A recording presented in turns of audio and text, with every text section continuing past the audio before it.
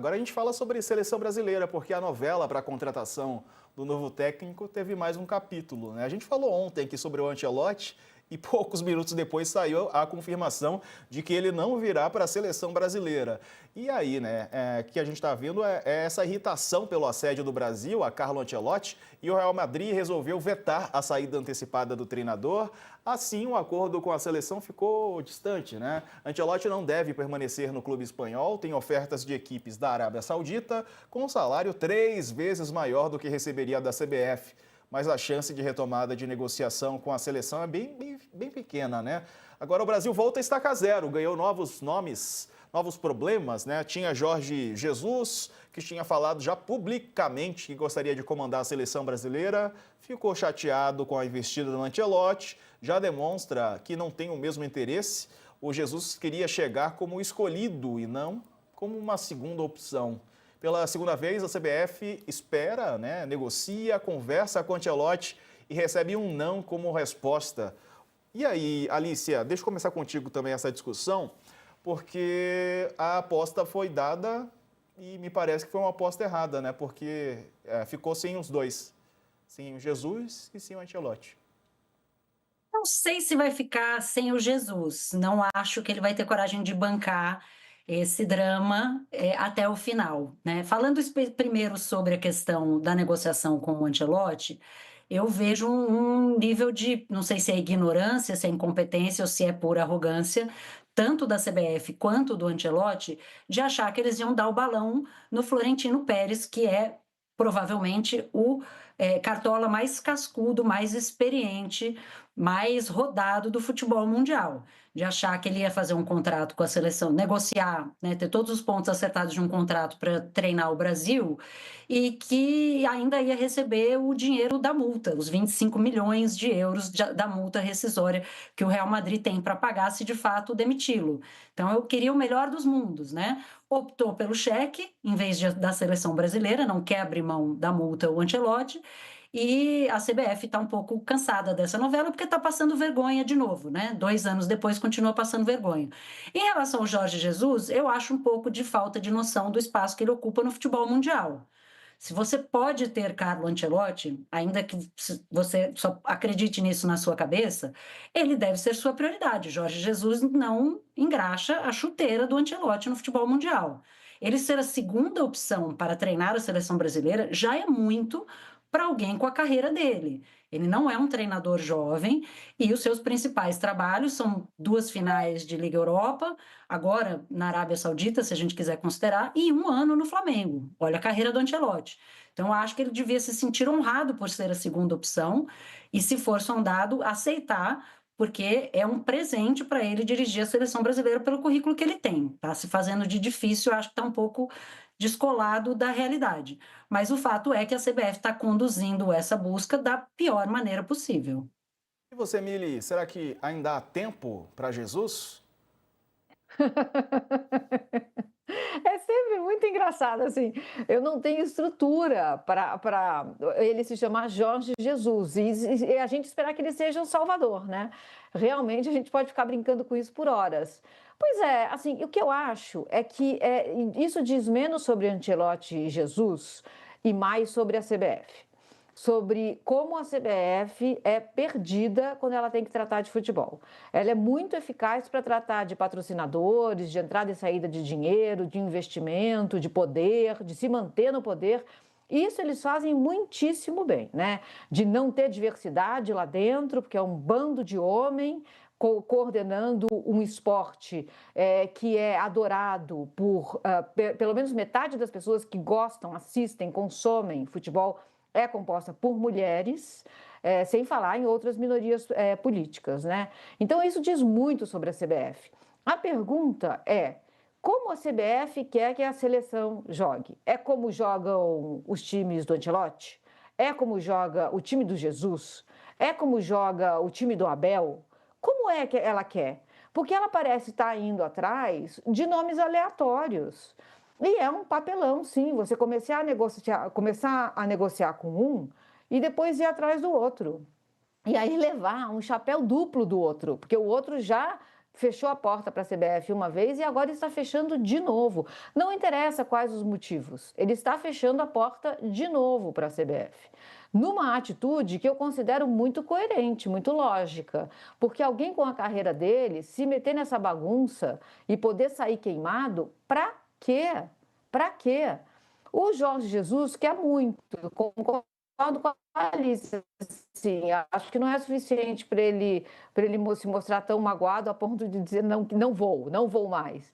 Mas não acho impossível também, sabe? É uma bagunça mesmo. Ele vem se meter aqui, o dinheiro não é aqui que está rolando solto, né? Enfim, eu acho uma pressão muito grande e acho que a CBF vai revelando quem ela é e como ela não entende desse negócio no qual ela está, ou deveria estar. Deveria ser o futebol, mas não é. Não é. O lucro da CBF no ano passado foi imenso de novo. Cadê esse dinheiro reinvestido no jogo? Por que é que a CBF precisa dar lucro? Por que é que a CBF tem que dar lucro, gente? Por que ela tem que ser uma empresa saudável? Não deveria tudo ser reinvestido? O dinheiro não tem que ficar parado. O dinheiro tem que voltar para fazer gramados mais decentes, pagar melhor a base, salário. A turma que ganha muito no futebol brasileiro é 1%. Tem mais da metade dos trabalhadores e das trabalhadoras desse esporte ganham menos do que um salário mínimo. Como assim, gente? Cadê esse dinheiro voltando? Enfim, Diego, é tudo muito complicado, sabe? Sob um ponto de vista específico, a CBF é um sucesso. O ponto de vista de ser uma empresa lucrativa. Sob o ponto de vista do esporte, ela é um fracasso. E aí a gente fica como nisso tudo? Porque a gente não recebe o lucro, né? Infelizmente. Então a gente só acompanha e quer ver o futebol. E aí, nos bastidores, Alicia, cresce a chance de um convite para o Abel Ferreira. Você acha que isso pode acontecer ou é especulação mesmo? Olha, Diego, eu estou acabando de subir uma nota aqui no UOL, então vamos dar o breaking news de uma informação que eu recebi de uma fonte, né, ligada à consultoria jurídica e de integridade nesse meio esportivo, muito próxima a advogados que atuam na área, que dá conta de que a CBF, que está recrutando advogados para ajudar nessa busca por um treinador, teria entrado em contato com a equipe jurídica da Leila Pereira para entender os detalhes contratuais do Abel e saber qual seria a situação de uma possível multa por rescisão. A sondagem, pelo que me informa a fonte, não foi bem recebida pela Leila e o assunto, por enquanto, está parado, não avançou. Né? Também foram advogados que foram recrutados, segundo essa minha fonte, para em 3 frentes fazer esse contato com o Real Madrid, com o Carlo Ancelotti, a gente viu no que deu. Não sei se estão utilizando a melhor estratégia. Leila Pereira não gosta muito de perder, né? Não gosta muito de perder brigas e perder o seu treinador, certamente não é a melhor opção para ela, e ela é uma eleitora de Edinaldo Rodrigues. Então, esse é um caminho que ele precisa andar com muito mais cuidado do que com Jorge Jesus, com Ancelotti, porque se ele irritar o Real Madrid e os times árabes e os fundos árabes, isso vai ter muito menos repercussão para ele. Leila Pereira não é a mesma situação, mas ele teria recrutado, sim, um advogado para tentar entender a situação contratual do Abel, essa informação que a gente tem no momento. Bom, mas o Abel seria bom para a seleção, Mili? Pois é, aí a gente tem que analisar sobre vários aspectos. Primeiro, é um furo, né? Eu não tinha, pelo menos, essa informação. Então, isso que a Alicia falou agora é uma pequena bomba, né? Assim, para a torcida do Palmeiras, cai como uma grande bomba. Eu acho que a Leila vai mover continentes para que o Abel não saia. Eu acho que ela está bem disposta a acabar o ciclo dela, o segundo ciclo dela, mantendo o que seria histórico, inédito, o mesmo treinador no comando. Ir para a seleção tem vários atrativos, né? O Abel resolve de uma vez por todas o problema do calendário, sobre o qual ele vocifera a cada entrevista coletiva. E ele vai ter o grande desafio de fazer aquela que é considerada a maior seleção da história voltar a vencer. Ele é um treinador muito competente, não resta dúvida, mas eu acho que se ele fechar, ele também não dura na CBF. O Abel é um cara muito rígido, ele tem um método de trabalho muito personalista, muito autoral, E eu não acho que ele vá se submeter ao que é a CBF. Acho até que ele pode negar justamente por isso, por lealdade à Leila, talvez, mas também por isso, assim, por mais confortável que seja você finalmente resolver o problema do estresse do calendário, porque na seleção você trabalha bem menos, né? Você está trocando uma coisa certa por uma coisa incerta. Então, não sei se ele aceitaria, não. E aí, ô Alicia, será que aceitaria? Olha, eu acho que depende muito dessa relação com a Leila e de como seria uma possível saída do Palmeiras. Eu acho que se ele pudesse sair bem do Palmeiras, eu acho que seria muito difícil para ele dizer não. Ele tem um projeto no Palmeiras, tem o Super Mundial agora no meio do ano, que é um grande acontecimento para um técnico de clubes, mas para um treinador tão jovem quanto o Abel poder assumir uma seleção como a seleção brasileira é uma oportunidade de ouro, e é uma oportunidade que ele talvez não tenha tão cedo, porque quem assumir agora, teoricamente, fica até pelo menos a Copa do Mundo. Né? O Abel ainda tem contrato vigente com o Palmeiras, que a Leila deve tentar estender até o final do mandato dela, como disse a Mili, mas eu acho para treinadores, né, que só tem um trabalho, que são jovens, receber essa oportunidade é difícil de negar, mas eu não sei se ele faria isso, né, a revelia do Palmeiras, brigando com o Palmeiras, rompendo com a Leila, acho muito difícil, e acho difícil também que a CBF queira pagar multa e queira entrar numa briga e fazer isso de maneira contenciosa, né? Até porque, assim, entrar em brigas contenciosas com Leila Pereira é algo, né, que não se recomenda muito. Então, eu não sei se ele conseguiria dizer não se o Palmeiras abrisse a possibilidade. Mas é um caminho mais difícil, certamente, pela relação da Leila com a CBF, pelo contrato dele e pelo momento na temporada para o Palmeiras. Bom, parabéns pela informação. Alicia Klein trazendo informações em primeira mão aqui no UOL News e já no nosso site também. Informações completas na coluna da Alicia no UOL. Vamos para o intervalo. Na volta vamos falar sobre Copa do Brasil e tem jogo do Palmeiras. Palmeiras está definido? Vamos ver a escalação do Palmeiras antes do intervalo? Porque o Palmeiras entra em campo daqui a pouco. Já está aparecendo aí. O Palmeiras, portanto, pega o Ceará às 7h30 da noite. Daqui a pouco eu conto mais. Fica aí. Até já. No YouTube a gente segue ao vivo, fala um pouco mais de seleção brasileira. O Filipe Luiz, que é um iniciante, seria uma alternativa, na sua opinião, Mili, para a seleção? Estou ouvindo a Mili e travou o sinal da Mili. Então, a pergunta vai para você, Alicia.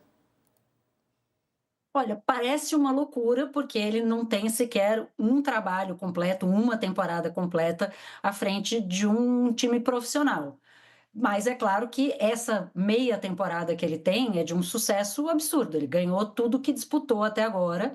O Filipe Luiz ganhou a Copa do Brasil, chegou na reta final, mas venceu, ganhou Supercopa, ganhou Campeonato Carioca, é o líder do Campeonato Brasileiro, só está indo, né, ali mais ou menos meio capenga na Libertadores.